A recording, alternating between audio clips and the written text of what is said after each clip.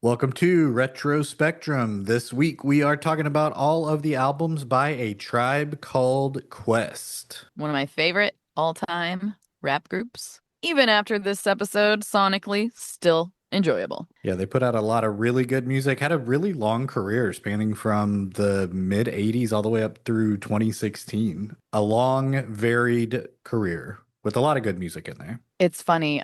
So we talk in the episode about the song "Left My Wallet in El Segundo," and last time I was in El Segundo, I found out that my favorite sandwich shop that was originally in San Francisco is now a chain, and they had a sandwich shop in El Segundo, and they had a sandwich called Quest. The sandwich was called a sandwich called Quest, and so I went and ate that sandwich when I was in El Segundo. Made a special journey. Exactly. Did you find his wallet while you were there? I'm pretty sure that there was a sandwich that had a wallet pun as well, and I feel like I ate that one too. They have a few tribe related sandwiches, and so I spent like $100 on sandwiches. Had to try them all. Pretty much, yeah. They have 6 LPs, 2 EPs, like I said, spanning from 1990 to 2016. We also dig pretty deep into the Michael Rappaport documentary Ugh. and also talk a little bit about the book, Go Ahead in the Rain. Links to all that stuff and any of the like extracurriculars and playlists and stuff that we mentioned in the episode will all be sent out in our Patreon newsletter. So if you're interested in that extra credit stuff, be sure to follow along with us on Patreon. So here's Tribe.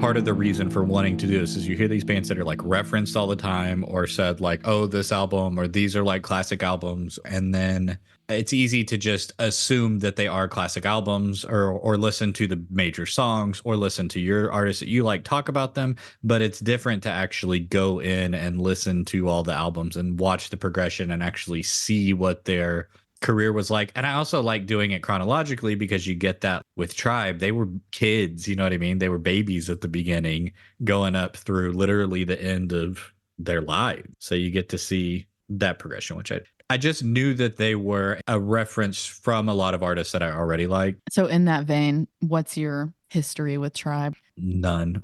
Just that. I mean, having heard them as references, and I'm sure I had heard some songs and stuff before, but I always felt like they were a little more obtuse or like dense or harder to get into just because they were always talked about as like being alternative or experimental or like kind of out of the ordinary. And I had heard some of the stuff and it didn't immediately click with me. And it just always felt like if I'm going to listen to this, it's going to be a lot of work to listen to and not just like something you turn on and jam. That which is turns so out interesting. Is so wrong and so far from what that's the reality so interesting of it is. Because you listen to some dense, hard to listen to rap. Like you have to work to listen to that, and this is like way fucking easier to listen to. Yeah, it turns out I just had never gone out of my way to like pay attention to it or try to listen to it. That's so interesting. See, I was pretty familiar with Tribe already. I always really liked them. I was really familiar with the first album and also Midnight Marauders and Low End Theory. Those were the three I was the most familiar with. I think I've listened to Midnight Marauders the most probably. As I go through listening to them, like I have multiple songs from multiple albums on different playlists of mine. So I'm already pretty familiar with them and how the different voices sound, and I knew a lot of the words to a lot of their songs. I was really into them like right around the time I was graduating college and a little bit after that. And then when I moved to Oakland, I found out about Farside, which actually Tribe references Farside in a song. They have a similar vibe, but then once I found out about Farside, I kind of like them better. So I just kind of started listening to them more often than I listened to Tribe. But I still do listen to Tribe every now and then. I'll just put it on because it's good. And like my favorite kind of rap has always been like this early 90s sound. A lot of early 90s rap, it has a specific sound, first of all. It feels deeper than a lot of surface level rap songs that are just about, you know, sex or ass or women or whatever. Although there are some holes there, obviously, and that's where we'll get into the really shitty songs of theirs and the shitty points of view of theirs, which taints them as a whole for me. And also to Jay Dilla as well. Like that was his comment, is he didn't want to be lumped in with Tribe because he's like, we don't rap about that kind of stuff, like getting head and shit like that. Like, and I'm on his side. Like rapping about sex isn't inherently bad, but it's almost always misogynistic as fuck. So that's where Tribe falls short for me, is they do have a lot of intellectual and a little bit more open, liberalish ideas, but then they have the homophobia, hardcore homophobes, which is just fucking horrific, obviously. And then the misogyny too. And it's way less misogyny than most rap, but it's still in there. And so that's where they fall short for me, is like those 2 points. The homophobia is the worst, obviously. Agree. It's another one of those things, like, you don't want to go out of your way to defend somebody who has wrong opinions. And the time and a place argument only goes so far. Like, wrong is still wrong. And I do think that they made a point to not be as misogynistic. Like, I do think they tried to not paint women in such a derogatory light. Could they have done better? Yeah, definitely. And I definitely think there were some tracks on there that's like, they're probably not busting this one out at the concerts anymore. Hopefully. But then you go see a band like fucking Blink 182 and you're like, oh shit. Yeah, no, we're still doing what this. What the fuck happened? What didn't happen, really? Y'all are stuck in that same. You didn't grow at all? And, honestly, watching Q-Tip on any interviews of him, it's not good. Yeah. It's really sucks. Like, okay, so which voice is your favorite? Do you have a favorite voice? That was like the last thing that finally kind of fell into place, because I would get lost listening to it on Who Was Who. And I know that their voices are distinct. Pretty distinct voices. Yeah, they're definitely different, but visually it just helped me, like, okay, lock it in. Yes, that's Q-Tip, that's Phife Dawg. But having Ali like pop in every now and then. Yeah, and that is confusing. Jarobi does a verse on like every 3 or 4 albums, and it's like, wait, is that? And then they have a bunch of guests. Yeah. And they call themselves multiple names. Yes. And everybody's got 3 or 4 names. Phife Dawg's the funky diabetic. We got Q-Tip, who's the abstract, which for a while I thought the abstract, I was like another. Is it the abstract or is it Q-Tip? They're the same person. It took me a minute to. I tend to like Q-Tip's style a little bit more, but I think that it would be monotonous if he was the only person on the albums. I think having the counterbalance. Yes, their 2 voices go together so fucking well. Like, that was one of the only valuable pieces that I got out of the documentary was them saying like that their voices complemented each other really well, which I totally agree with. You talk about Blink 182. These guys are like the Mark Hoppus and Tom DeLonge of hip hop. Q-Tip's. All right, hold on. Let's see if you agree. Q-Tip is who? Q-Tip is Mark, I guess. Which would make Phife. Yeah, Phife is Tom. I would agree with that. Phife's voice is a little bit more unique, energetic, and unique, and it's not nasally, but it's a little higher pitched and like aggressive. And Tom's was like that too.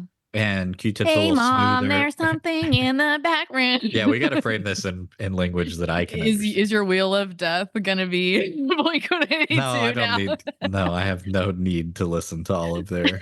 I haven't, honestly. I'm gonna be real with you. I have not. You didn't choose? Decided on my Wheel of Death. It may be based on who you choose. It may be a response to your. Okay, my choice is who I was gonna pick when I chose the Spice Girls. Oh, okay. Then I veered off. Yeah. So you kind of came out with a little more of you learned some things that tainted your opinion in a negative light a little bit. Yeah, because I really, really liked them before. Like they've always been one of my favorite rap groups. For me, it's like accountability should still be a thing. We have talked shit on other artists for not living up to a standard that you would want them to have, and I feel like it's only fair to hold them to that same standard. I agree, and that's how I am with everyone, and that's why it sucks when you find out a band that you really liked it gets tainted by who they are as people, because Q-Tip has the hugest fucking ego ever, apparently. It sure seems that way. Dude. It's that same thing. If you want to balance recognizing growth and like how people are not the same people they were when they were 16 or 20 or whatever, and like allow for people to learn and grow and change. The interviews that I've seen of him, though, closer to now, he seems to have gotten even worse. Like, loves himself so much. There's the part in the documentary where they're arguing and he's like, I said in the interview, like I was self-effacing in the interview. I said I've never had a problem with Fife Dog. He's been the one that has a problem with me, and it's because I could be hard to get along with. And I was like, that's not self-effacing in a way that I think you think it is. It is like you're still trying to be like, I'm That's not the bare one. It's minimum, his. bro. Yes, it's like it's Yeah. his thing. That might paint some of this in a more clear light. I wasn't crazy about the doc. Yeah, we'll get into that. There was because honestly, the documentary fits pretty nicely in between the Love Movement and their last album. It's That's when pretty it much came out. exactly in the center of that. It was kind of fun coming into this with no knowledge. I didn't have anything to unlearn. I had a lot to learn, clearly, but I didn't have You like had only to learn. preconceived, right? Yeah. Like I didn't have a lot of ideas coming in other than like this band was iconic and important and that sort of stuff. But my expectations were pretty much nothing. I like the genre tag jazz hop for them as I was going through trying to figure it out. I mean, I think simplistically they're a hip hop band, but I think that they are a little more esoteric than just straight sampling beats and stuff. I think they really did a lot to focus on incorporating jazz and unorthodox music, especially at the time, in their beats and on their albums and stuff. Well, that's the specific brand of hip hop that's my favorite. Yeah. It's just smarter all around, musically and verbally. They're from Queens, New York. I guess did they all go to high school together? That was the vibe I was getting. I know Fife and Q-Tip were BFFs since they were little kids or whatever. Okay, so it's comprised of 3 really solid members, in my opinion, but there is 4 listed on all the stuff, and they do kind of have. That was one thing I have always been unclear on. I'm like, who is in this band? Who are these voices? Yeah. So it's Q-Tip is like, I think the main motor behind all of it. Like he seems to be kind of the ringleader of making sure everything gets done. He appointed himself ringleader at any rate.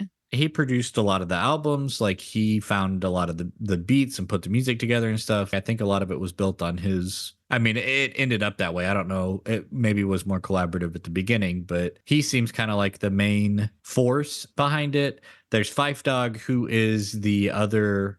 He shares most of the vocal duties with Q-Tip. A lot of songs they trade off on verses, that sort of thing. There's Ali Shaheed Muhammad, who was their DJ and was in the studio for most of their albums and performed live with them. And then there's Jarobi, who is when they did the call out of we're AEIOU and sometimes Y, Jarobi is the sometimes Y. He was on the first album. I think he was around for the second album, and then they said that it was like a revolving door policy for him. Sometimes he'd be there, sometimes he wasn't there. Sometimes he contributed verses, sometimes he just hung out and like helped the mood. And then really feels like he came back in full force in their last album and was like performing with them a lot post 2008-ish. Like he was on stage with them a lot. So those are the 4 main characters. There's a lot of like they brought in a dude Consequence later. There were a lot of featured artists with them. I think Busta Rhymes. Busta. He's all up in there. I think he's credited his solo career to Tribe. Sure. So that was kind of cool hearing his early stuff. I enjoyed that. I prefer his stuff with Tribe over his solo stuff. I haven't listened to enough of it. But he's always been just kind of comedic to me. Yeah. There's certain rappers that just have this comedy quality about them. But I think Tribe falls into that too. I think that especially early on for their first album, I think they have a lot of comedy and like they're joking around and like they're cutting up on tracks. And I think some of the tracks are kind of goofs. I think they started out with that sort of not a joke artist, but like they had a sense of humor and it was kind of playful and goofy and not into the world seriousness. I think that faded as they got older. I think you really hear that most on the first album. I feel like the humor is a smart humor though, and Busta is not giving that to me. It's just the sound might have a lot to do with it that makes me feel like it's more intellectual than it actually is or something. They had 6 full-length albums. It listed 2 EPs. I didn't go through any of the EPs because they just felt like songs that were already on other... Like most of the albums I listened to had remixes and extended cuts, and I think all the songs from the EPs were on those albums. I listened to all the shit. I listened to the EPs and the singles and the remixes, all of them. There were some pretty good remixes, I thought. I don't usually like remixes, but the ones that I heard I enjoyed because it felt like still stylistically similar. Well, yeah, I wonder who did the remixing, and I was wondering if Jay Dilla had anything to do with, or what he had to do with, because he has a very specific style. The early stuff was credited to Tribe. And so initially I thought, with Ali being the DJ, I assumed that he was doing a lot of the production stuff and like finding the beats. And since it wasn't credited to any one person, it turns out a lot of it was Q-Tip, and he wasn't getting specific credit for it, which he talked about. Like, he wanted it to be about the group and not about the individual person, and didn't want it to be about his style. It wanted to be about the like band style. That's interesting because that contradicts the way that he acts. It did make it difficult to figure out who's doing what on here. And also, what's the beef here? Did you hear anything pre 1990 before their first album? Because the stuff that I saw said that they started in 1985, which is a solid 5 years of being a band, but I didn't hear anything before People's Instinctive Travels. I think that there were some clips maybe on the documentary of some of their first stuff. Yeah, but it was like the same songs. Like, I think Bonita Applebum was one of their first songs. She's got it going on. Yeah. Which reminds me of a Far Side song. Do you listen to the Far Side? Do you know them at all? No. You should check them out. They're on my list. They're really, really good. Did you listen to anything before? No, I started with that first album. It was another one of those things where on streaming services, it has this album released as 2015 because it has the 25th anniversary edition. That's so annoying. I hate when they do that. Well, and that's another reason I like paying attention to it, because it has the Low End Theory as their first album. And so I was going through and looking at it. And I was like, I don't think that's right. I don't think that is it. But I did listen to it first. I think that they have a really interesting sonic progression from album to album to album. And this one definitely feels the roughest, the most unpolished. Interesting. Out of all of their albums. I think that this one feels the most Low End? ramshackle. No.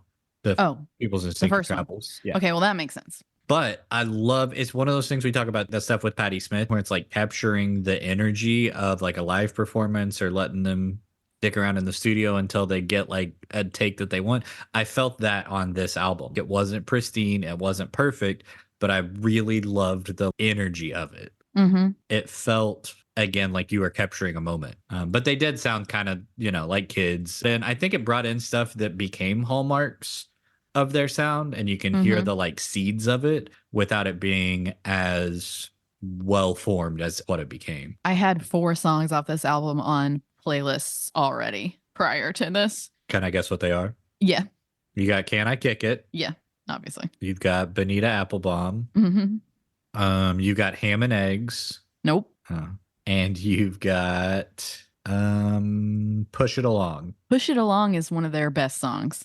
So I have that. What a great way to start. Literally. First song, first album. It's so good. And that was really, once I started, I was like, oh, this is going to be great. Like, I'm already in. I already know that I'm going to be into this. Because that one's really catchy. It's so good. If you can't pull it, all you got to do is push it along. Push it along. The other one I had was I left my wallet in El Segundo, just because I think that's hilarious. Duh. Of course that was. That was one of their first songs too. Yeah. So that one was trying to figure out what Jerobe's role was in this group. I read a thing that said that he came up with the idea of that song. And then I read another thing that said Q-Tip said that it was his like verse or line or whatever, and how he remembered El Segundo was a big part of Sanford and Son. And he would always reference El Segundo or whatever as like this faraway place that random stuff would happen. And so he was saying it was his idea for his song. So I don't know, like, again, it's the lines being blurred. I thought on the documentary or something about somebody losing their wallet, and that's what they wrote it about. It actually happening. Yeah. Who knows? Like one of the 3. It was released on Jive Records, which their first, I think all the way up through the Love Movement, were all on Jive. There was a little bit of talking about they were like being courted by labels and all that stuff, and we're going to go with one label over the other, but ended up going with Jive Records for all of their releases, which I always think is interesting, like that consistency, seeing an artist stick with the same label up through We Got It From Here. That was not on Jive. It was released on Epic, but they started with Jive on their first album and stayed with them through their career. Yeah, well, according to the documentary, they still owe Jive one more album. Oh, yeah. I wonder how that works when somebody dies. You just don't get to release another Tribe album, I think. Or they just release another one. Like, does it let them off the hook with the record company is my question. Or are they supposed to make another album without that member? I don't think that you're like forced to make another album, but it's like if you make another one, we are going to be the ones that. Well, I thought that a lot of record labels, it was like, if you don't make this many albums, you owe us money. It probably depends on what their advance was and I'm just curious what the about actual that. contract was. So Jive isn't a record label anymore, so it definitely So they're probably they're in the clear. that probably has something to do with why it's not that big of a deal. I was like, I'm gonna look that up. Yeah, it hasn't been a record label since 2011. I would love to hear one more Tribe album with like all their friends, like all the people that were on that album cover picture, you know, all those people guesting on every song or something. Like that'd be super fun to have a whole album like that. I mean, We Got It From Here has so many guest artists on it. Yeah, I lost track. I was trying to write down all their guests. How'd you feel about the first album? I love it. The 3 albums that I was most familiar with, this was one of them. And I think those 3 are still my favorite 3. Are they the first 3? Yeah. This one, Low End, and Midnight Marauders. Those are the 3 like iconic. I knew the album covers and I knew some songs off of there. Well, yeah, those 3 album covers all kind of look similar too. And I think those are, when people think of Tribe, I think those are the 3 albums that people think of, which is also a fun reason for doing this because they have 3 other albums past that. They're just not as well remembered. And I don't think they were as influential or frankly as good. I think those first 3 albums are great. I also think those first 3 albums are pretty distinct from each other. When you get into the Low End Theory, it is very much what I think when you think of jazz hop or whatever, or you think Tribe being jazz influenced, I think the Low End Theory is the most that, because it's almost all bass and drums. It has the jazz song on it. Yes. The Butter song is so good. I don't know. It's like they're all jazzy. I don't want to say it's the most jazzy, but it's the most consistently, most sonically consistent. It is one of my favorite. I don't know. I honestly think between these 3, they all rank pretty similarly. But dude, I loved their last album. I think their last album was great. And like I was really surprised about how much I liked We Got It From Here. Oh, the dude, I was reading some stuff about the sound engineer, and they would take samples from vinyl, and their sound engineer's name's Bob Power. He like worked to remove the like hissing and crackling sound from all the old records that they used. And so there was that little snippet of him in the documentary where he's talking about how they were like figuring it out or whatever. But that was like apparently a pretty big deal when that album was recorded to make it sound that like crisp and clean and clear. It was recorded on the same console that John Lennon had used to record before. So I felt like that was a fun musical connection. I did think that it was interesting that it, it's called the Low End Theory or whatever. It's almost all low end sounds. Like it's a lot of bass, a lot of drums, a lot of like low frequencies. I thought it was interesting to take that as a theme and see what you could do staying in that sonic range, how much variety you could have. Yeah, it is really interesting. I would love every single one of their albums to be released just as an instrumental album. Did you listen to the instrumental tracks? No, are they? There's instrumental tracks on like all the EPs and shit and the remixes. Yeah, so there's a jazz version that's instrumental. I put that on a multiple playlist because it's really good. I liked the instrumental shit a lot, which I usually do. I think it would be awesome to just sit and listen to a lot of these as instrumental albums, which is a testament to Q-Tip's production. And oh, for sure. For sure. Like that's another thing about it that's different than normal rap that I like better. It's like just musically more interesting. It has more variances. It's not just one stupid, annoying beat repeated like most mainstream rap. Did you notice on the Low End Theory there was another Shadrach, Meshach, and Abednego reference? I was gonna bring that up, dude. That's one of my only notes. I'm like, what is it with Shadrach? So many people reference this. I already forgot what we looked up about it. Like, what's even the point of it? They were like burned in a furnace, but the angels came and saved them and protected them from being burned in a furnace. But it's very strange that they keep popping up. This is the third band, the third artist that has had Shadrach, Meshach, and Abednego references. And I'm pretty sure that was that in the gay song? Probably. Actually, I think so. It was in a song that I was like, ooh. It's the most homophobic rap song ever written, according to the internet. Oh, no, that's the date rape song that the Shadrach. That was one. I knew it was on one that was like, this isn't a good song. I do want to talk about the Shadrach. Questionable. I don't want to focus so much. Okay. Do you want to talk about that song? Yeah, because on one hand, at first it kind of tricks you into thinking it's like a not misogynistic song. Yeah. At the beginning, it seems very clear that it's anti-date rape Right. and you don't want to do this. Right. But then at the end, it's like this chick, we had consensual sex and she called date rape on me. Like it's putting out the opposite message that we want. Fife's verse on that song is the problematic one. Like it's the one where it's like, Yes. well, they're either gonna say it or not say it or whatever, and it's like, ooh, Bro. The Q-Tips verses on there, I actually thought held up decently well. Yeah, because at first you think, okay, they're speaking out against this. I did read a thing where it was Q-Tip talking about it, but he was like, you know, that was just his verse on that day. That was the reality that some people have experienced. Basically saying like, not a great look, but it was the track that he put down that day. And I was like, yeah, I don't. Doesn't sound like an excuse. I thought it was going to be like a, hey, dudes, quit pulling this shit. Date rape is not cool. You're the ones doing it, guys. Stop, you know? And it wasn't that direct or or like condemning. Like again, at the beginning, it tricks you into thinking that's how it's gonna be, Yeah. and then it comes back around in the end to the misogyny again. Like, yeah, that and the homophobic song were the two that were just a hard no. were both of those from Low End Theory sessions? Yes, the homophobic one was the one that the company said you cannot put that on your record. Thank fucking God. Boy, that's not great. Yeah, If the record executive is being like, you know what, maybe this is in poor taste literally, because they're bad at that. or unconcerned. Yeah, exactly. And there's so many homophobic songs that people let through, so you know it's fucking bad. And I don't know if you noticed, but Q-Tip said fat in the documentary too. He did. In a derogatory way. And I was like, that was the end of it for me. As soon as I heard him say that, I was like, I fucking hate this guy. Like, Yeah. which sucks because he's a really good rapper. Yeah. And I love the way his voice sounds. And he's a talented producer. Like, why do these men always have to fucking ruin it by opening their goddamn mouth? Just keep your hate to yourself. If you're a piece of shit on the inside, just keep it inside. Why are you telling us? Like, Right. Well, and it's like if you're that way with the camera on, yeah, what exactly. are you doing when you're not?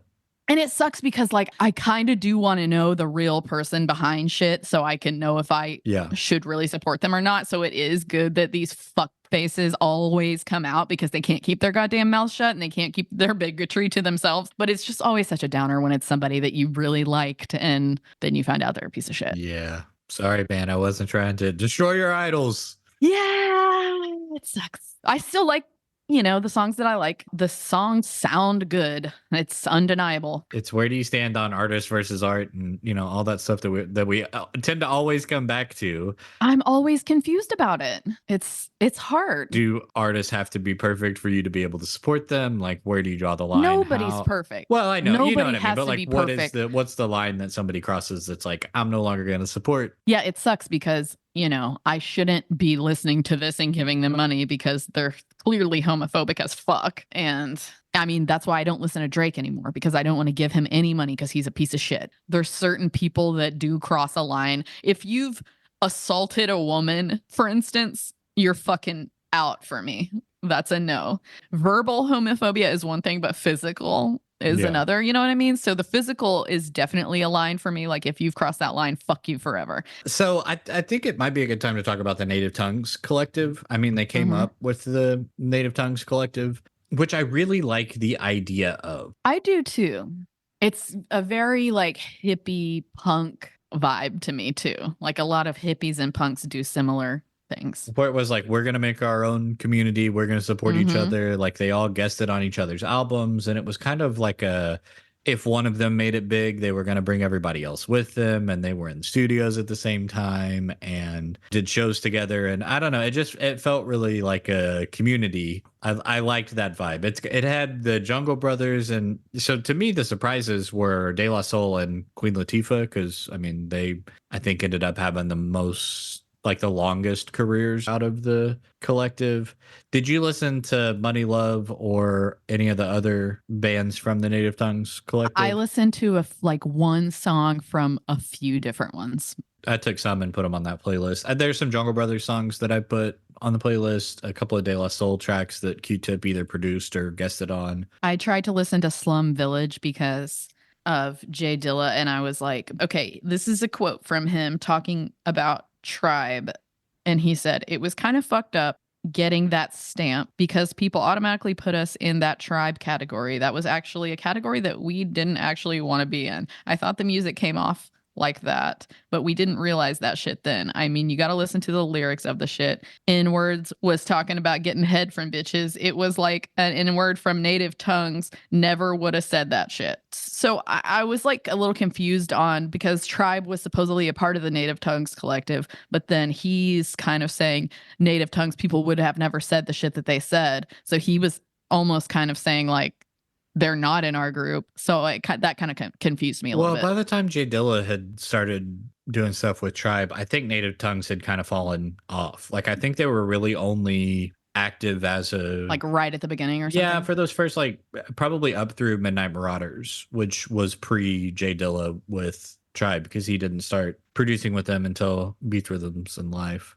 I wonder what that quote is about. It says, many journalists compared Slum Village to A Tribe Called Quest. However, Yancey said he felt uncomfortable with the comparison and often voiced it in several interviews. Well, I could see that because Slum Village was around like 94, 95, I think, when they first started releasing songs, which would have been post Midnight Marauders. So it's like you would probably be annoyed if you're trying to start your own thing in Detroit and you keep getting compared to this other band that already exists in New York. And it's like, but what a great band to get compared to, you know, unless you're trying to make your own name and trying to put your own stamp on stuff. Like I'm sure that would be a point of, that's not really what we're doing here, guys. You're not really listening. You're just lumping us in with this other band. So the Low End Theory, like reading stuff and kind of how the recording went, Q-Tip was again kind of taking that, like making everybody be there and do their job and stuff. And that it was a bit more of a struggle to get Fife in the studio. But this was the one where I think Fife Dog really got his credit for his like ability. I think that came through on this album. I think Fife's raps, especially on the first album, are a lot more simple or juvenile, or like they're fine. Is he writing it? Well, he and I think Jerobi wrote some of their verses, but this was the one where the mic check 1 2 1 2. Yeah. Microphone check 1 2. What is this? That was like, I think his, I'm here, I'm doing this, you know. Mm-hmm. Both the first two albums got 5 mics from The Source, the hip hop magazine. So it's 90 for their first album, 91 for Low End Theory, and then in 93, Midnight Marauders came out. How'd you feel about that one? That one I was the most familiar with, and I always thought it was my favorite, but actually now I think the first album's my favorite. I do really like this one though. To me, this one feels like, I don't know, kind of the peak. This one may be my favorite. It's hard to say. This one felt the most conceptualized. Electric Relaxation has always really done it for me. I loved having the tour guide popping in and talking about stuff. Like, I just think that's a fun concept. This one felt kind of more like a concept album than the other two. Which I think maybe was why I had listened to it the most. That makes sense. And also this has a lot of guests. Was this the first one that Busta Rhymes was on?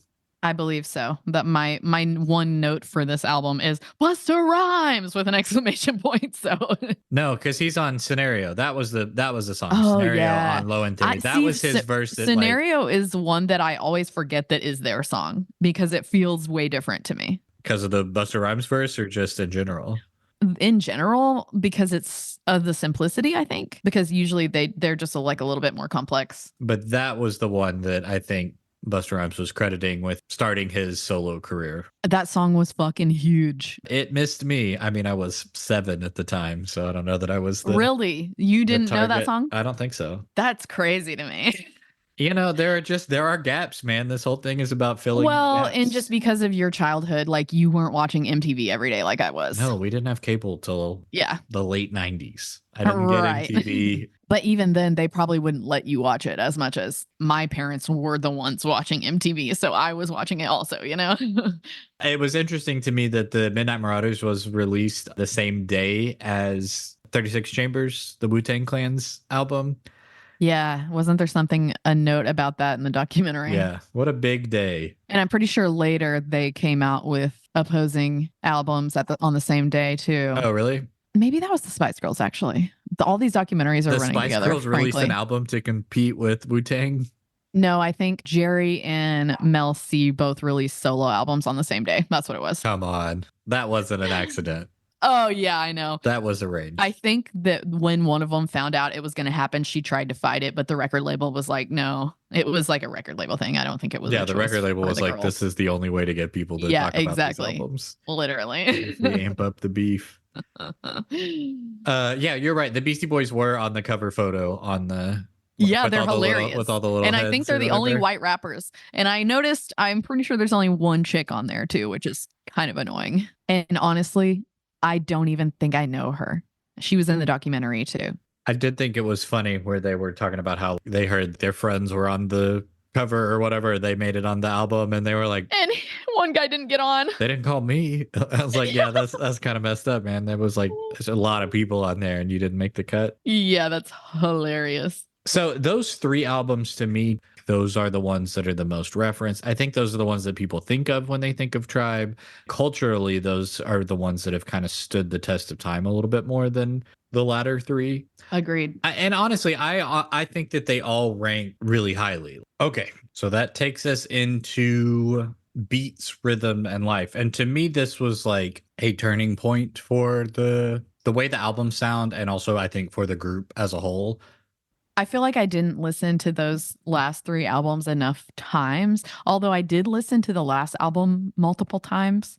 I didn't listen to the Beats, Rhymes, and Life and Love Movement. I didn't listen to those multiple times, and I feel like I should because I'm the least familiar with those. That's kind of the thing with all of the albums is like none of them are you going to get everything out of listening through it once. There's too much. It's too much to take in. Yeah. Which is interesting because I feel like that could be said about, like, say, for instance, They Might Be Giants and pretty much every band. Yeah, definitely. This is a terrible way. You're not learning everything about anybody doing this. But I feel like other bands are easier to take in a way. Like They Might Be Giants has endless references that I don't know or, didn't look into.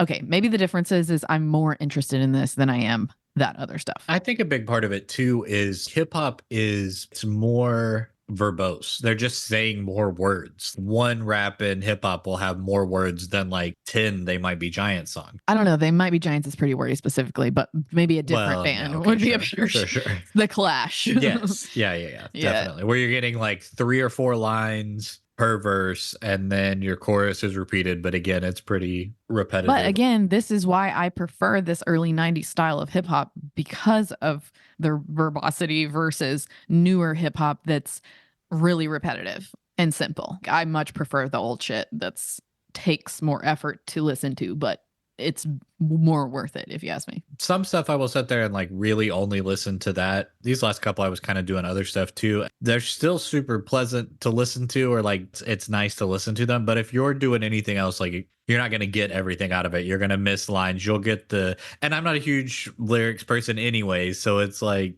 I liked the songs. I definitely don't feel like I got all the references or, it's 30 years old. And culturally, maybe I wouldn't understand a lot of the references anyways. But I think these 2 specifically stand out the most because they're the first 2 that were produced by the Ummah. This is like Jay Dilla's introduction to the band, right? That was Q-Tip and Ali and Jay Dilla's production group. And so you get a little bit of a different or a new sound. Like it's still kind of jazz based, but I felt like there were a lot more keys and it was a lot more floaty and not quite as gritty as the earlier sort stuff. of a trip hop type of energy. Yeah. Yeah, I think I had a similar thought about that. Biggest thing to this, again, like not only their production style changing and like the production team, no longer being produced by Tribe and bringing Jay Dilla in, was that Q-Tip had recently converted to Islam, and he like admittedly says that he was more serious than he had been before, and like the vibe in the studio was more serious than it had been before.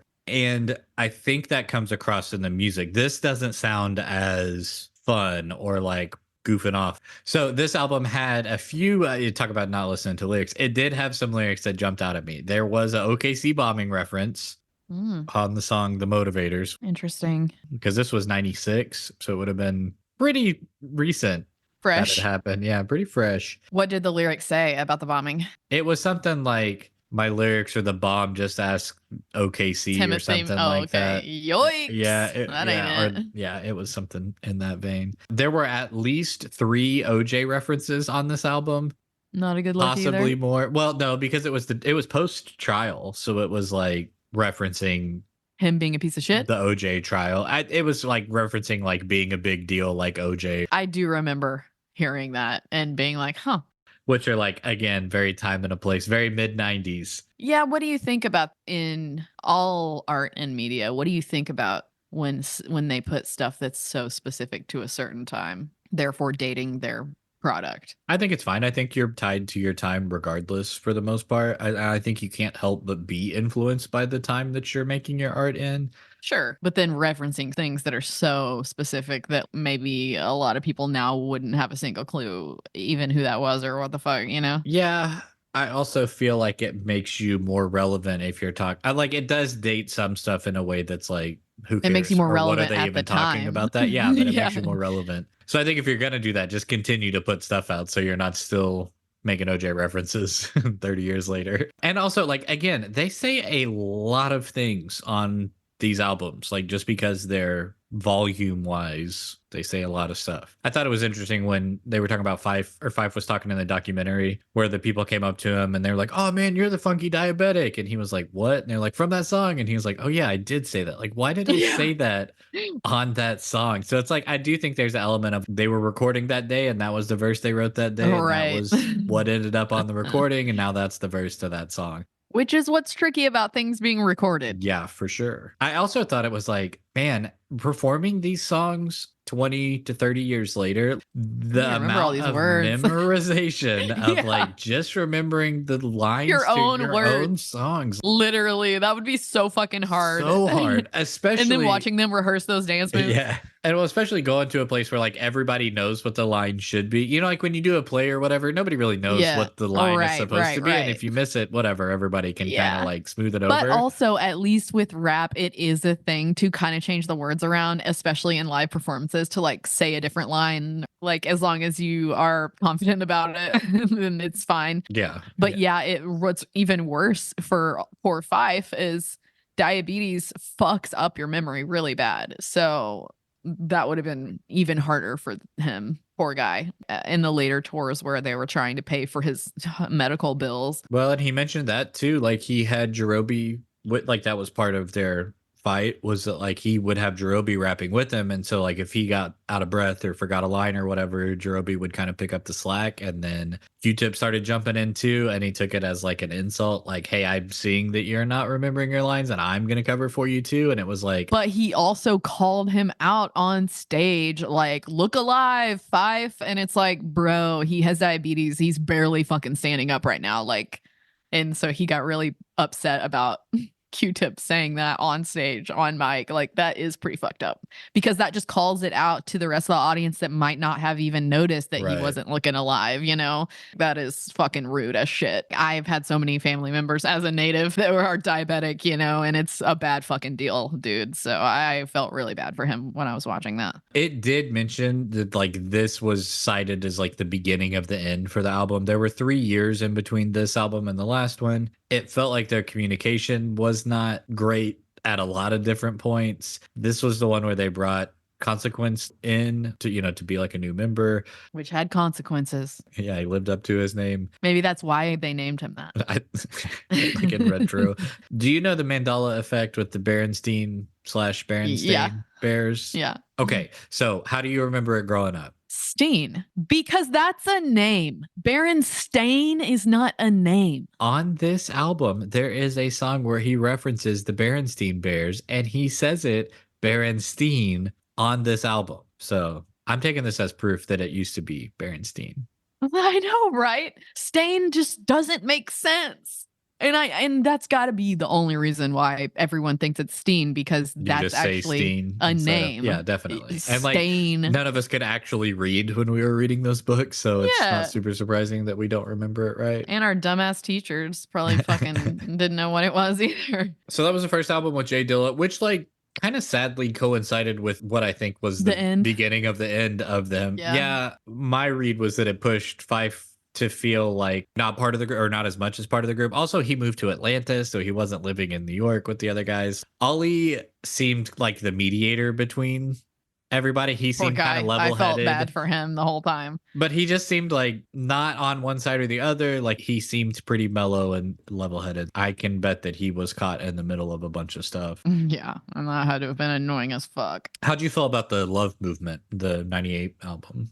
The last 3 albums, I didn't really have much to say about them, I guess. They just didn't really grab me quite as much as the others. And I was more, like I said, I was already familiar with the first 3, like really familiar. So the last 3, I wasn't overly familiar with. I don't even know if I'd ever listened to any of the last 3 before. And again, I listened to the last one multiple times, but the 2 before that, I didn't listen to those multiple times. So don't have a lot of comment. It was the one that was like, it was the one I really wanted to like because everything that I was reading leading up to it was saying it was like their worst album. But it was also like, again, I wanted to hear Jay Dilla's kind of influence on it. I wanted to like the album that nobody else liked, like I wanted to like find some redeeming qualities in it because, in the moment, especially a band's 5th album, when they have 3 really well liked albums at the beginning, like it's that diminishing returns. And I think people are primed to say that things are not good, even if they're not as bad as I agree. People make it seem like they are. So I was kind of like expecting that to be my feelings about this album. But then you're like, no. Yeah, they were right. Like it's not bad. It just isn't. It's that problem of being like emotionally detached. It feels not disingenuous, but the way the first album feels like you're in the room with them and they're like hyped and you can feel the emotion, all that stuff. This felt like too intellectual or too clean or too polished or too like removed from everything. Except we got the booty, and we got Hot for You. The booty equals loose booty. That was another that was another sly connection that I found in except there. for we figured out that loose booty, it has little to do with asses. And this one clearly has to do with asses. There wasn't much room for interpretation on the booty. The note that I made said that it didn't have the urgency or life of the other albums. I agree. It's more laid back. It's more chill. It felt like a later Beatles album or something. We've already done this stuff enough. We're old now. But it's funny because this came out in 98. They were 28 when this album came out. Like they were all born in 1970. They're so young when all of this started and still young by the time it ended. Although regardless of your age, if you've been doing it for that many years, you're tired of it, Oh, yeah. I think that's probably true. It did feel like they just weren't that into it. It's not terrible. It's not bad. I don't think anything that they released is unlistenable or even unpleasant to listen to. And there's a bunch of other artists on here too. On the Love Movement. Mm-hmm. To get into the documentary, it was interesting hearing Fife say like it was called the Love Movement. It was supposed to be about, love and love conquers all and all that stuff. And it was like, when they were having the least amount of love he's for like, each there other. was no love on that album. Like love was not being felt in there. And I was like, yeah. Which is probably why it's not as good of an album. Again, I think all of that tracks with what ended up happening. It was the original tracks were destroyed in a fire also. And so they had to like restart. And so it just, I don't know. It just didn't. That's rough. It didn't click. They broke up the month before the album came out. All of it was like, yeah, this exists, but this isn't what you would want to be associated with, I think, as a group. It's not necessary to like appreciate their impact or influence. I can see why this one is the least liked album. And I'm telling you, and I really wanted to like it. I was really looking forward to being on the side of this one, You being like being those a guys contrarian. Yeah. Well, just you guys don't get it. Yeah. or that you guys were like too harsh or reactionary. Yeah, totally. I often find myself in that same headspace of like, everyone hates this one, but I feel like I'll like it more than everybody else. No, I didn't like it as much as maybe not as much, because a 7-year gap between the first album and this one versus a 7-day gap from when I listened to the first album. It's a lot easier to compare or to see the trajectory. And I thought it would have been more like a up and up and up and up sort of thing. Yeah. No, this one did kind of drop off. I did read an interview with Q-Tip where he was talking about how like people say they want their artists to experiment and they want artists to like branch out and try different stuff, but then if you get too far out of the box, everybody backlashes against you. And so I think there may have been a little bit to this. I think they were maybe trying some stuff that didn't work necessarily. Well, and I also feel like since they were not as tight and Fife was living far away and they brought in all these guest people and it was like just a whole new dynamic. Almost like when Tom left Blink 182. Thank you. I get that. I understand that. Does that make Jay Dilla the Matt Skiba of Tribe Called Quest? Yeah. So they split in 98 right before the Love Movement comes out. So Michael Rappaport, the comedian, made a documentary. It starts in 2008 when they had got back together for the Rock the Bells tour. So it starts like very first scene is the last show of that tour, which is like the last Tribe show. And like everybody promising that they're going to break up. And like that's the last show and the last time they're performing on stage, which really to me colored the whole doc. The whole doc. Yeah, because that's what he made the documentary about. He made a documentary about a band's fights. And it like wasn't even what ended up happening because by 2011 they had started performing together again. I don't know. It was really sensationalistic and there were a few things that I really liked. I liked where it went through the history of each album and like basically just told you the story of Tribe. That to me was entertaining and informative. It should have been all that. I loved that part of it. I loved watching Q-Tip. He pulled out the Hoagie Carmichael album and it showed him looping the beat and then like showing how he put it all together and stuff. Like I could watch days of that happening. That was so cool. Yeah, that stuff should have been the whole documentary. None of the shit about them fighting, maybe just a little tidbit about them fighting, but that's not what we care about. When I want to see a music documentary, I want it to be mostly about the music because every band fights. That's what being in a band is. It's hard to be in a group with anyone. I think it could have used that perspective a little bit. You know how when you get in a fight with somebody, you say shit that like isn't what you really feel or not what you would normally say, or you get upset and then you say something you don't want to say or like it isn't really what your message is.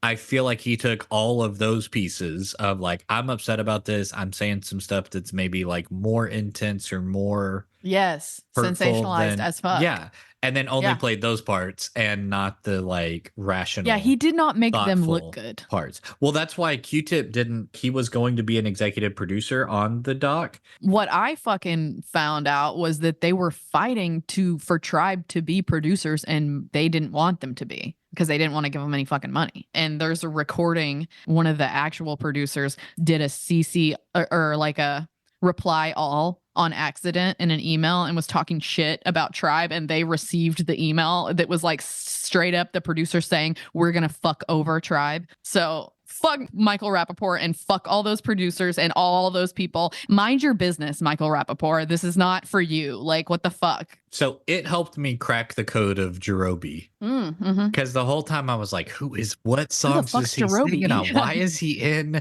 Like, what's he doing here? He's like 1/4 of this group, but I don't know what his thing is. And then watching the doc, it was like, oh, I get it. He is the glue guy. Like he's the dude that when Q-Tip said that he's the like soul of Tribe, that he came in with his like he's weird and he's funny and he's kind of a little goofy and like doesn't take himself too seriously. And it was like, yeah, that was for the early Tribe stuff. Like that was kind of that was the vibe. Yeah, that was their vibe. Not that they weren't intelligent and they weren't smart and they didn't have things to say, but like they talked about the way that their fashion was a little bit like, if anybody else had done it, they would have been like, what are you guys doing? But for them, they like had the confidence or the personality or the style to pull it off. And it was like, that was Jerobi. And man, that dude loves Fife. The scenes of him talking about how much he he's like, I moved down here to take care of him, like all that stuff. It was like, dude, he to me came out as like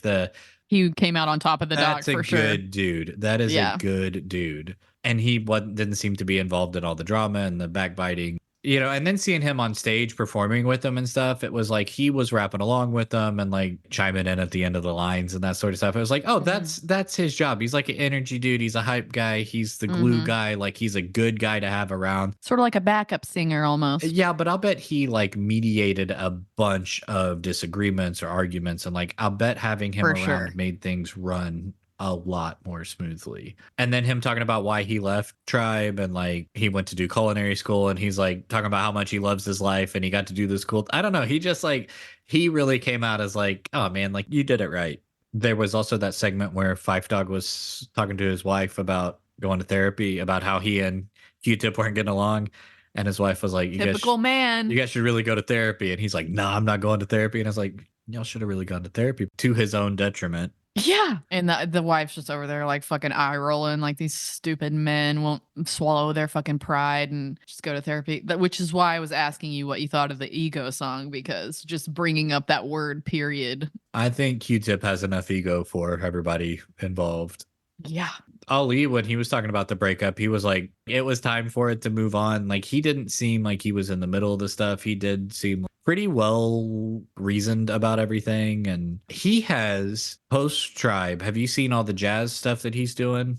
I saw a little something. I might have listened to one. He started doing this Jazz is Dead series with a bunch of jazz musicians, and I guess he's DJing along with them. I don't really know what it is yet, but I'm curious. Yeah, and he's kind of like one of those dudes that I want to know what he is involved with. Yeah, because I feel like he is he's the solid dude out of the bunch. Low key, fuck what Q-Tip's doing these days. I mean, he's good. It's undeniable. I love his voice. I love the way it sounds. It's so smooth. Not only did it take the Tribe member stuff and play stuff like that they probably wouldn't want to be documented or like immortalized on a recording. They literally said that. But it also did it with where they were interviewing De La Soul behind the stage and they're like, do you guys think this is the last Tribe show? And they basically say like, we hope it is. I was like, man, like that was pretty fucked up. That's a very like thing you say at the end of a tour when things haven't been going well, and not what you want is like what you really mean, how you actually feel about things. Totally. Michael Rapaport did all them dirty. I liked having the knowledge it was in the documentary, but it did come out as like, oh, this is kind of gross. You're taking the worst side of everything and putting that on display. Yeah, and that's why after it came out, they were like, fuck this, like we are not into it. And supposedly they're on good terms now, but I think that they're just saying that. I don't think that the guys think it's legit still. I think that they still think it's bullshit, and rightly so, because it was bullshit. The guys said the same thing. He sensationalized this and like made us look bad pretty much. Well, and not that they weren't pissed and not that they didn't say the things that they said, which they did do. And not that they weren't making themselves look bad, but like, why you got to put it in the documentary? It's not the kind of documentary I want to see. I want to see way more about like the music and atmosphere in the beginning and all that stuff that we liked about it. Like, I would like to see more of that. And even the legacy afterwards. Yeah, like how it changed hip hop and the influence. Yeah, totally. It would have been really sick to have like even more interviews of other rappers than they did, because they only had a small handful of other rappers. If they would have had way more of like, yes, Tribe influenced us, you know, like a bunch of people talking about how it changed stuff for them. Like that would have been cooler to see. And that's pretty much what Q-Tip said too. And apparently they refused to go to the Sundance premiere because of all of this. So I did listen to this audiobook before we had even talked about doing this, and it's called Go Ahead in the Rain, Notes to a Tribe Called Quest.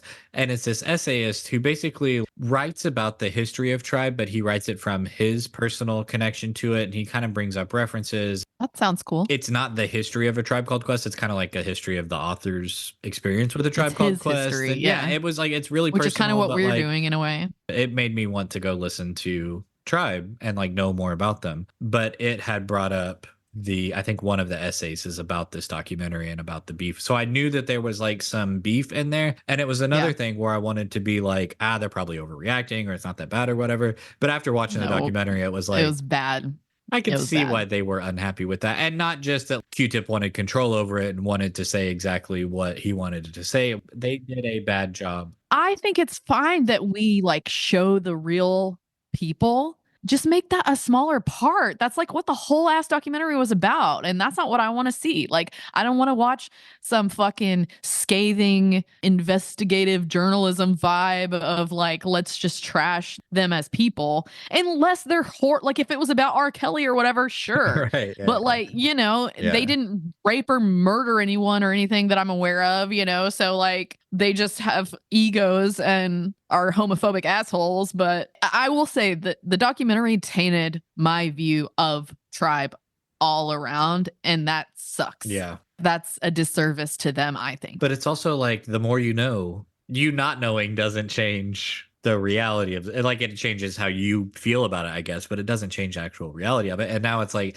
you have to have that reckoning of now you have this knowledge. Yeah. What do you do with this knowledge? Which keeps happening. So maybe we should stop I doing know. this. Maybe we should stop.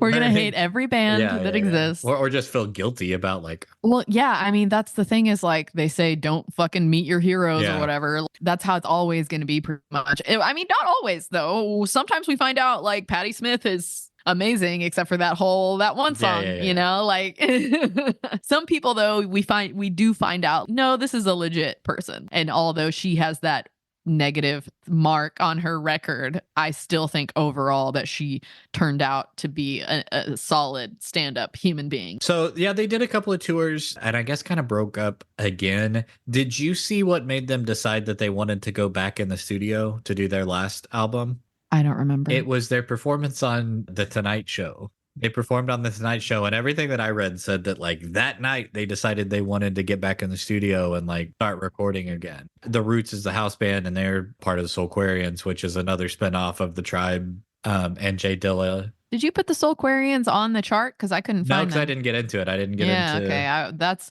the first version of the chart that was really small that you sent me. Those were the two omissions that I noticed was Native Tongues and Soulquarians. I was like, I wonder when that's going to get added. Well, it didn't directly connect as much as it does to the members of Tribe, but not to Tribe specifically. I think they are a byproduct of A Tribe Called Quest, but it doesn't work the other way around. Tribe influenced them.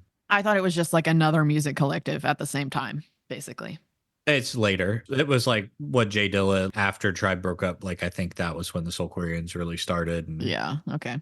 Then you get Common and the Roots. It's sort of the new Native Tongue. Yeah, it was like the next. Yeah. But it was like in that gap of the 98 to 2016 where all that stuff was happening. Yeah, which would be, again, another, like that would be a direction to go after doing Tribe is to like start digging into Soulquarians and D'Angelo and all their stuff. How did you feel about We Got It From Here? Is that the last album?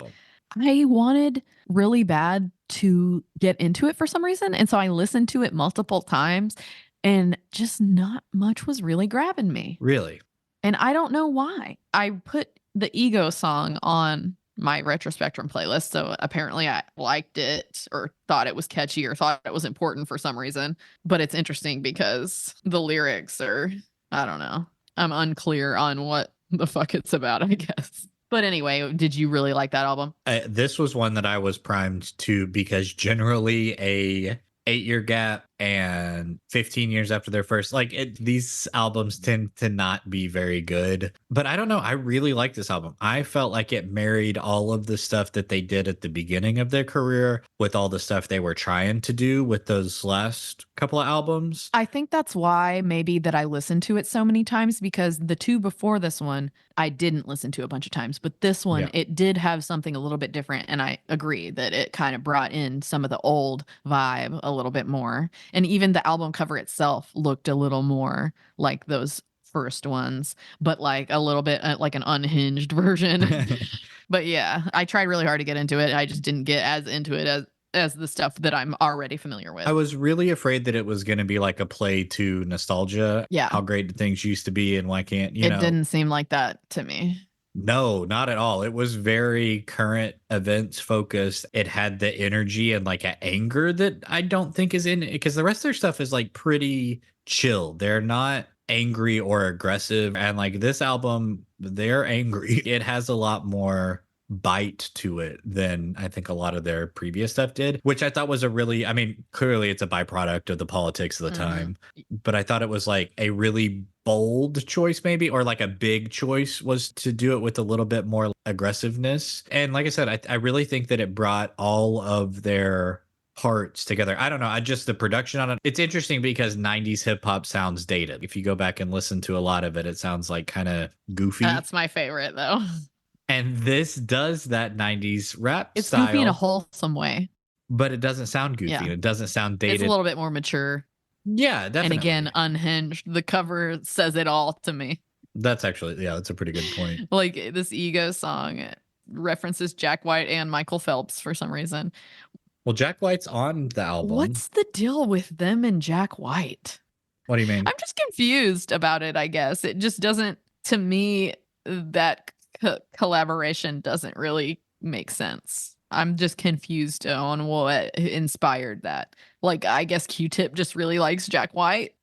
You know, I think that Jack White is just a music guy. And it's like, if you're involved in the music industry on some capacity, you're involved. He's just a part of the music industry to me. But he plays on a couple of tracks on here. Another one with Elton John, the Solid Wall of Sound. It's got Anderson .Paak.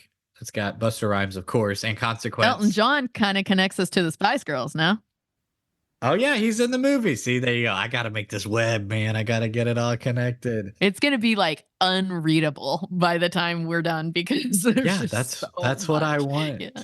I'm glad this one exists because this is a better end cap than the Love Movement is to me. If this is that, you know, clearly it's going to be their last album, I think this is a better way to go out. Totally. Big thing with this album was, of course, Fife passed away before it was released due to complications with diabetes.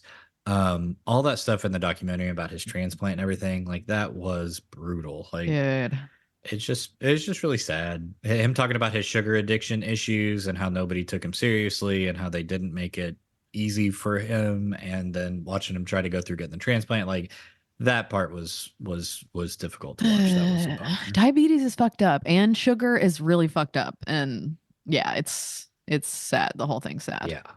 Q-Tip was like, I would just call and be like, hey, go to the gym or like come work out with me or whatever, and like didn't really consider it as a addiction issue. I honestly feel like they looked at Fife like he was lazy, especially Q-Tip. That's how most people treat people with diabetes. Like he kind of earned it. It's just that part was a bummer. Yeah, it is. Huge bummer. And also Fife had a solo album released that same year posthumously. I don't know. I am glad that it feels like they were able to bury their hatchet. Speaking of posthumously releasing things, I was looking at Jay Dilla's shit, and apparently his estate like locked that shit down, and so like his family and no one can access his shit, and they're like, he would have wanted this to be out there. Like, there's a song on Fife's album that's called Forever. The album's called Forever. The track on there is Dear Dilla. Did he die first? Yeah, he died in 2006. And basically the whole song, it's Fife, his tracks that he recorded, but Q-Tip is on there. The whole song is about like basically a letter to Dilla, like, hey man, you know, you were awesome. There's nobody else like you and all that stuff. But then Q-Tip went back and added verses that like makes a song about Dilla and Fife. Oh man, and that's like, so sad. It's really sad. But it mentions in that song, like, Jay Dilla did all this stuff and you can't even make sure that his mom gets money out of it. Like, you guys are doing that to them. I don't know as much about it, like that specific aspect of it. I don't know. Like, I'm just glad that this album exists and that the band didn't dissipate after the last, you know, like there's another monument to the group that wasn't, I don't know, none of the stuff's terrible, but like something that was this good or like relevant or fresh. Because Q-Tip also mentioned you don't retire from music. All of the favorite artists that you love did it until they died, and that's what they're gonna do too. And so to have this something that's this good this late into their lives and their careers or whatever, it's like, really nice that they brought it back together there like that. Yeah, right. Which was like, again, after that documentary, if it had ended on that sucks, man. Yeah, that sucks. And this doesn't suck. Fuck that documentary. I'm coming out hard on fuck Michael Rappaport. But yeah, I still like the songs that I like, you know. Yeah. Do you plan on listening to them still? Yeah. If you were going to recommend somebody listening to them, what would you? I fucking say start with number 1, baby. If you have to do any of those 3, I don't think those first 3 you can go wrong at all. I don't know if you would appreciate the newest one without some context or not. It's hard to say. I don't know that I would start there regardless. The first 3 are just inarguably better than the rest. But I think it's interesting to look at them as a hub again. And like, you like them, listen to the artists that are in their collectives, or listen to artists that feature on the tracks with them. Like, listen, if you like Tribe, listen to The Far Side. That's where I'm headed next with it, honestly. But also there's like all the Soulquarian stuff and all the other artists that were tied in with that. Like, you don't have to stop here, even if you don't find exactly what you like here. I plan to listen to some of the women that were involved back in the day. And see, I didn't listen to Fife's album either. So I'll probably listen to that. I didn't listen to all of it. I did take a couple of tracks off of it and put it on. This one I made the low end playlist, and it was stuff that they produced or like features, or it's all pretty directly connected. All the tracks are. There's about 40 songs on there. It's stuff that I liked off of their albums, and then stuff they did with other people and stuff like Q-Tip produced. It's all I have listened to since we've been doing this. It's at 45 tracks right now, but man, it is a jam. Yeah, I mean, I can't stop listening to it either. I haven't stopped. I was listening to it today, all day yesterday. Anytime that I've played music over the past 3 weeks, it's been this. It's good. Yeah, It's really good. And it's really again, I'm excited to do Farside in the future because they are so fucking good. Speaking of the future, it's up to you. Who are we doing next? What do you got for me? You ready? Tina Turner. Oh, all right. Okay. I'm into that. Yeah. Thunderdome. Tina Turner. You know what? That gives me my Wheel of Death.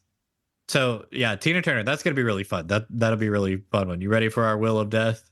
This may not be a death for you. This may be more of my own personal. And see, that's another reason that I jumped on Spice Girls when I had the idea, because I could see you putting them on Wheel of Death, and I feel like that takes it out of the running for our regular. I still wouldn't put Spice Girls on Wheel of Death because they don't elicit that strong of an emotion. Yeah. Okay. One way or the other. You know? All right, you ready for our Wheel of Death? This one, I didn't have anything planned. I was just going to make a response from what you said. You want to know my Wheel of Death pick? Hit me. ABBA.